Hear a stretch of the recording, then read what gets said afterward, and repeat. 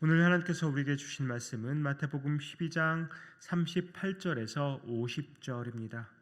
마태복음 12장 38절에서 50절 함께 교독하겠습니다. 제가 먼저 38절 봉독합니다. 그때 서기관과 바리새인 중 몇 사람이 말하되 선생님이여 우리에게 표적 보여주시기를 원하나이다. 예수께서 대답하여 이르시되 악하고 음란한 세대가 표적을 구하나 선지자 요나의 표적밖에는 보일 표적이 없느니라. 요나가 밤낮 사흘 동안 큰 물고기 뱃속에 있었던 것 같이 인자도 밤낮 사흘 동안 땅 속에 있으리라. 심판때에 니느웨 사람들이 일어나 이 세대 사람을 정죄하리니 이는 그들이 요나의 전도를 듣고 회개하였음이거니와 요나보다 더 큰 이가 여기 있으며 심판때에 남방 여왕이 일어나 이 세대 사람을 정죄하리니 이는 그가 솔로몬의 지혜로운 말을 들으려고 땅 끝에서 왔음이거니와 솔로몬보다 더 큰 이가 여기 있느니라.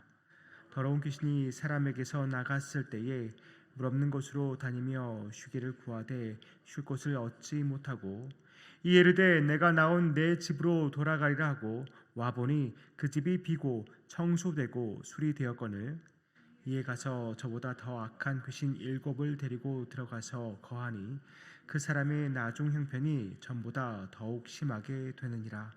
이 악한 세대가 또한 이렇게 되리라. 예수께서 무리에게 말씀하실 때에 그의 어머니와 동생들이 예수께 말하려고 밖에 섰더니 한 사람이 예수께 여짜오되 보소서 당신의 어머니와 동생들이 당신께 말하려고 밖에서 있나이다 하니 말하던 사람에게 대답하여 이르시되 누가 내 어머니이며 내 동생들이냐 하시고 손을 내밀어 제자들을 가리켜 이르시되 나의 어머니와 나의 동생들을 보라. 같이 읽습니다. 누구든지 하늘에 계신 내 아버지의 뜻대로 하는 자가 내 형제요 자매요 어머니이니라 하시더라. 아멘. 어제 말씀 기억하시죠? 예수님이 귀신 들려 눈 멀고 말 못하는 사람을 이제 고치시니까 바리새인들이 뭐라고 말합니까? 귀신의 왕 바알 세불의 힘을 입어서 그렇게 한 것이라고 모함을 합니다. 예수님은 그러한 바리새인들의 그 악함을 통렬히 책망하시죠. 그런데 오늘 본문에서는 갑자기 그들이 예수님을 선생님이라고 부르면서 표적을 보여달라고 말합니다. 예수님을 선생님으로 인정해서 그렇게 부르는 것은 아닙니다. 겉으로는 공손한 척 하지만 여전히 예수님에 대한 불신의 마음으로 예수님을 시험해 보려는 악한 의도를 가지고 그렇게 부르고 있는 것입니다. 마태복음을 보면 예수님을 선생님이라고 부르는 대부분의 경우는 예수님을 믿지 않는 사람들이 그렇게 부르곤 합니다. 지금 서기관과 바리새인들도 어떤 존경의 태도로 그렇게 부르는 것이 아니라 어떻게 보면 비아냥거리면서 예수님을 선생님이라고 부르고 있는 것입니다. 그들의 요청이 뭡니까? 표적을 보여달라는 것이죠. 그런데 그들이 지금까지 표적을 못 봤습니까? 많이 봤습니다. 그럼에도 불구하고 그들은 표적을 보여달라고 예수님께 요구하고 있습니다. 그러면 이제 표적을 보고 예수님을 믿으려는 것일까요? 당연히 아닙니다.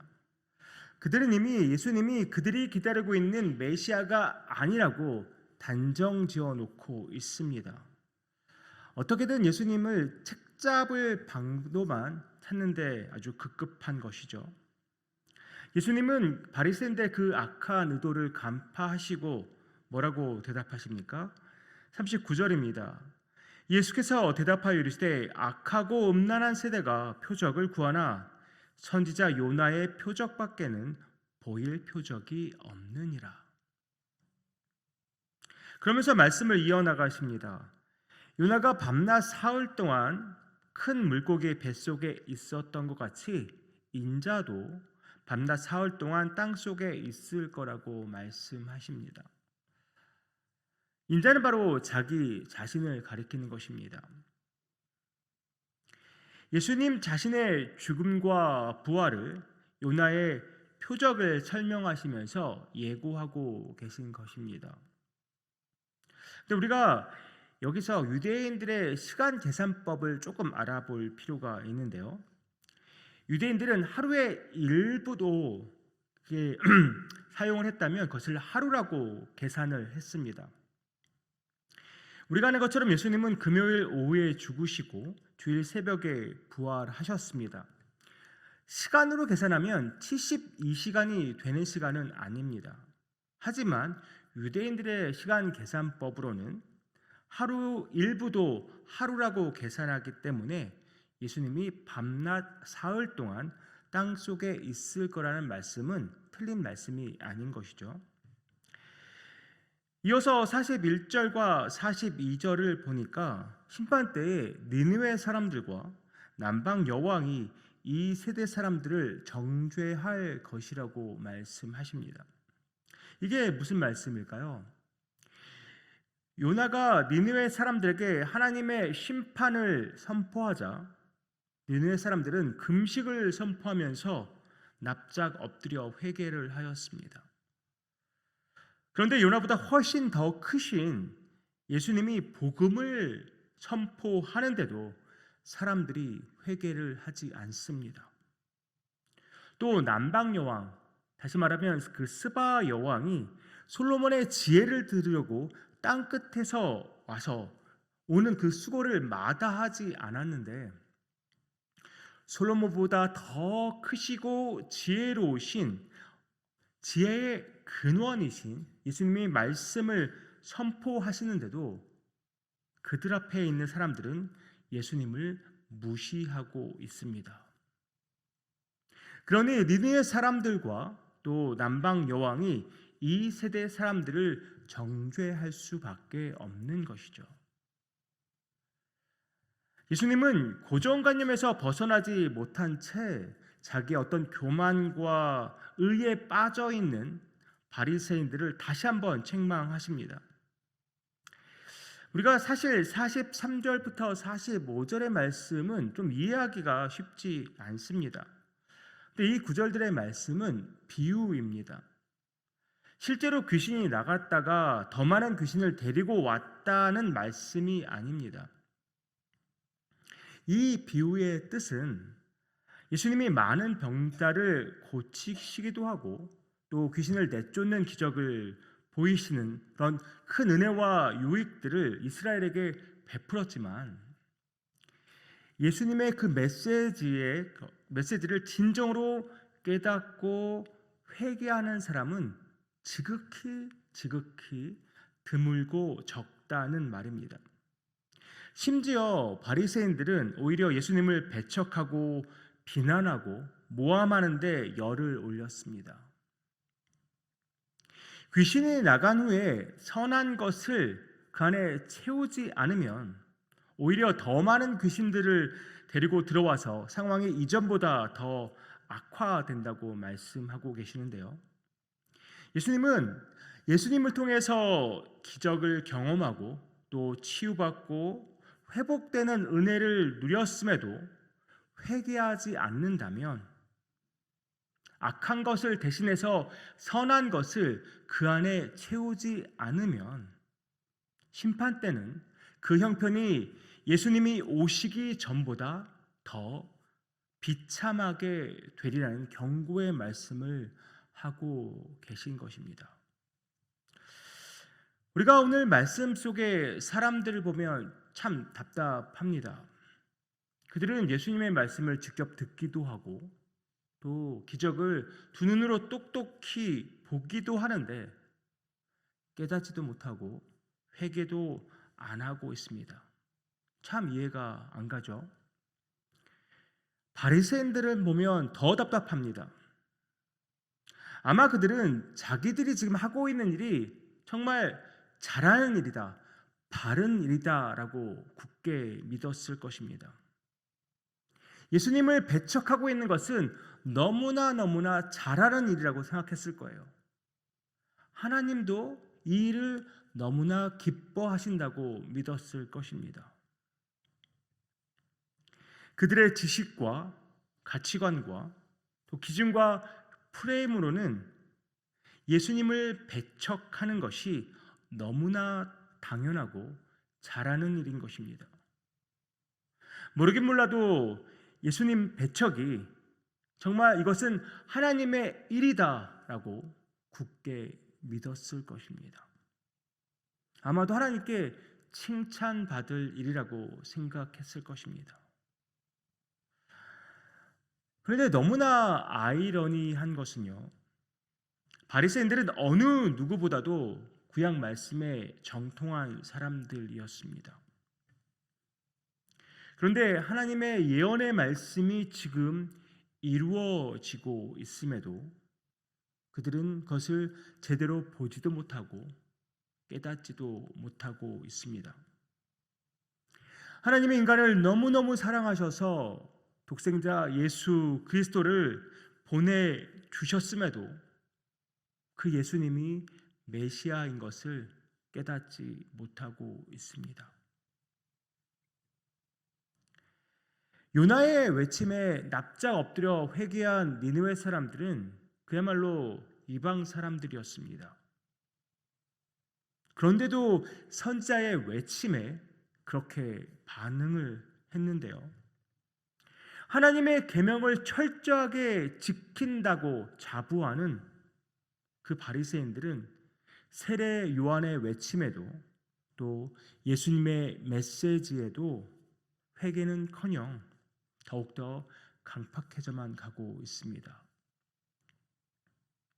마태는 여기서 이 이야기를 마무리하지 않고 밖에서 예수님을 부르고 있는 예수님의 가족들 이야기를 이어나갑니다. 예수님의 가족들은 예수님에게 무슨 말을 하려고 예수님을 지금 부르고 있는 것일까요? 다른 여러 가지 상황들과 다른 여러 가지 공간 복음들을 보면 예수님의 사역을 말리려고 온 것입니다.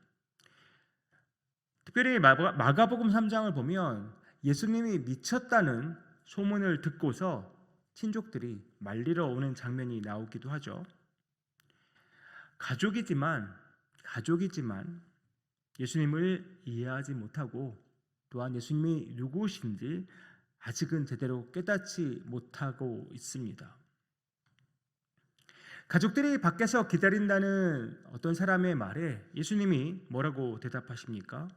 48절에서 50절입니다. 말하던 사람에게 대답하여 이르시되 누가 내 어머니이며 내 동생들이냐 하시고 손을 내밀어 제자들을 가리켜 이르시되 나의 어머니와 나의 동생들을 보라. 누구든지 하늘에 계신 내 아버지의 뜻대로 하는 자가 내 형제요 자매요 어머니이니라 하시더라. 예수님이 지금 가족들과 연을 끊어버리겠다고 하시는 말씀이 아닙니다. 예수님은 지금 진정한 영적 가족의 의미를 설명하고 계신 것입니다. 누가 형제요 자매요 어머니라고 말씀하십니까? 하늘에 계신 내 아버지의 뜻을 행하는 자가 예수님의 가족이라고 말씀하고 계십니다. 그런데 제자들을 가리키면서 손으로 가리키면서 그렇게 말씀하셨다는 것, 지금 제자들이 예수님을 믿고 하나님의 말씀에 순종하고 있다는 것이겠죠. 또 그렇게 살 것을 또 믿고 바라보시는 것이겠죠. 사랑하는 성도님들, 저와 여러분은 예수님의 가족이 맞습니까? 혹 나 자신은 예수님의 가족이라고 굳게 믿고 있지만 여전히 나만의 틀과 또 기준에 예수님을 어떻게 그 틀과 기준에 맞추려고 애쓰고 있지는 않습니까? 정말 종교적인 열심은 엄청나게 내고 있는데 정작 예수님의 그 마음은 헤아리지 못하고 있지는 않습니까? 예수님의 말씀에 순종을 하려고 하기는 하는데 내가 그어놓은 한계선 그 이상은 나가려 하지 않고 있지는 않습니까? 성도님들, 그럼 예수님은 하나님의 말씀에 어떻게 순종하셨습니까? 우리를 죄에서 구원하시려고 십자가에서 죽기까지 하나님의 뜻에 순종하셨습니다. 그 십자가의 죽음으로 우리를 의인 삼아 주셨고, 그 십자가의 죽음으로 우리를 자녀 삼아 주셨습니다. 이제 우리는 예수님의 가족으로서의 삶을 온전히 사는 것만 남았습니다. 우리는 예수님의 가족입니다. 이제 그 가족의 삶을 사는 것만 우리에게 남아 있는 것입니다. 물론 쉽지 않죠. 하지만 불가능하지 않습니다. 왜 불가능하지 않을까요? 우리 안에 성령이 계시기 때문입니다. 성령은 매 순간 하나님이 원하시고 기뻐하신 일이 무엇인지 우리에게 알리시고 우리를 독려하시고 격려하십니다. 하나님의 뜻을 행하시도록 우리의 삶을 이끌어 가십니다.